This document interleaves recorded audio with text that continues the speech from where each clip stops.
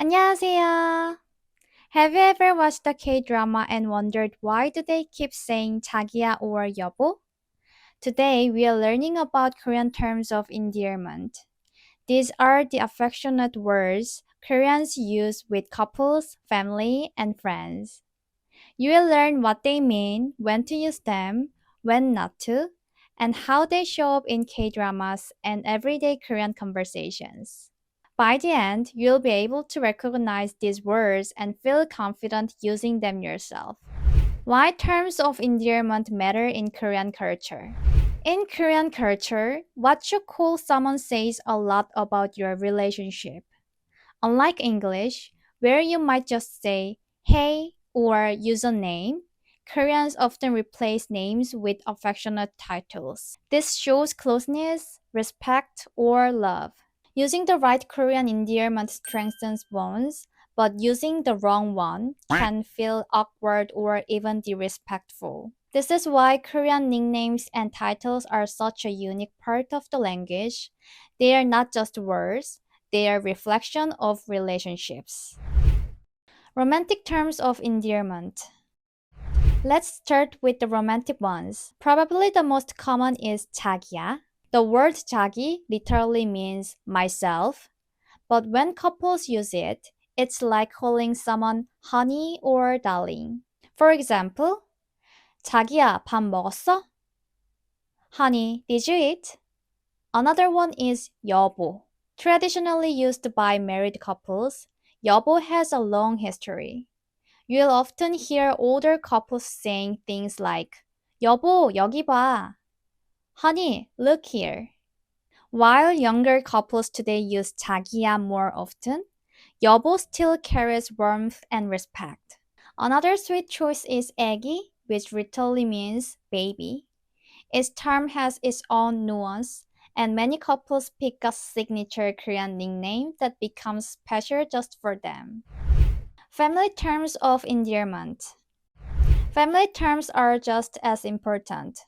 For parents, the most common ones are 엄마 for mom and appa for dad. Children rarely call their parents by name. They would sound distant or even rude. Instead, they use these terms with love. Between siblings, it gets interesting. A younger sister might call her older brother oppa, while a younger brother might call his older sister nuna. Girls call their older sisters 언니, and boys call their older brothers hyung. These words go beyond family. You might call a close older friend by these titles too, which is why in K-dramas you hear so many oppa moments. Imagine a scene. A girl says, 오빠 같이 가. 오빠, let's go together.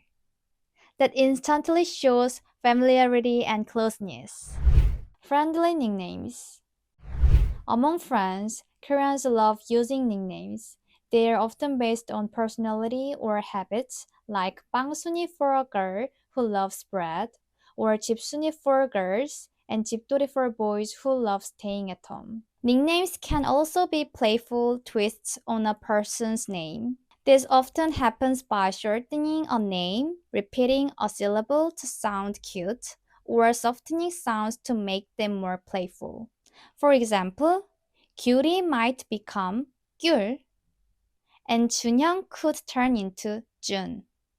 These casual nicknames make friendships feel warmer and closer, which makes me curious. If your name were turned into a Korean style nickname, how would it sound? If you're enjoying this so far, don't forget to subscribe. We share lessons on the Korean language and culture regularly to make your learning journey fun and practical. Terms from K-dramas and pop culture. Now, let's look at how terms of endearment show up in K-dramas and pop culture. Thanks to Korean dramas and music, these words have become popular all over the world. One you will hear a lot is oppa. Women use it for an older boyfriend or sometimes for a close male friend.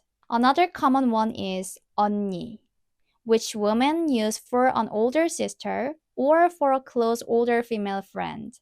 Both of these words can show closeness and respect, and in the right moment, even a little romance. Fans also love giving nicknames to their favorite idols and actors.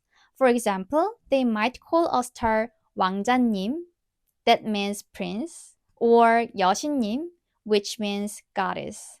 Sometimes they'll even use a shortened version of the star's real name, almost like how close friends do. Playful and cute variations. Koreans also love playing with sounds. Adding the ending e makes names or words sound cuter. For example, if someone's nickname is Jun, you might call them Jun이. You can also repeat a syllable like calling Haejin Jinjin. This playful style is often used in texting or when teasing each other. It's not just about the word itself, it's about creating a shared joke or a cute moment between people. Nuances and when not to use them. Of course, not every term works in every situation. For example, calling a stranger oppa just because he's older can be very awkward. Some terms are meant only for close relationships. Using them too casually might confuse people or even seem rude. Age and hierarchy matter in Korean culture. That's why it's so important to pay attention to who's speaking and in what context. Modern and creative endearments. These days, young Koreans often invent their own terms of endearment. Couples sometimes come up with unique nicknames that no one else uses. They might combine their names, create playful words, or borrow slang from the internet. For example, a couple might use honey, cookie, or 귀요미 as private endearments. Some even use words like 꿀이 to sound extra cute. This creativity shows how language is alive and personal. When you and your partner, or even a close friend, create your own nickname, it becomes part of your shared story. Funny or cringe-worthy nicknames. Of course, not every nickname is charming. Sometimes they can be embarrassing. Imagine calling your partner 왕자님 or 곰돌이 in public. Cute in private, but maybe not so much outside. Korean shows sometimes joke about this, showing couples with overly sweet or cringe-worthy pet names. It's a reminder that while nicknames are fun, the key is choosing one that feels natural to both people. By the way, if you'd like to learn more Korean the natural way, check out our resources linked below. You will find structured lessons and practice to make using words like these much easier in real life. Quick practice challenge. Now, let's try a quick challenge. I will give you a term of endearment, and you think of who might say it and in what situation. Ready? 자기야. Who would use this? Right, couples, often younger ones. oppa. Who might say this? Yes, usually a younger woman to her older boyfriend or a close male friend. yeobo. Who would use this? Married couples. This kind of practice helps you not just memorize words, but imagine the context where you'd hear them. Recap and how to try them naturally in conversation. So, let's recap.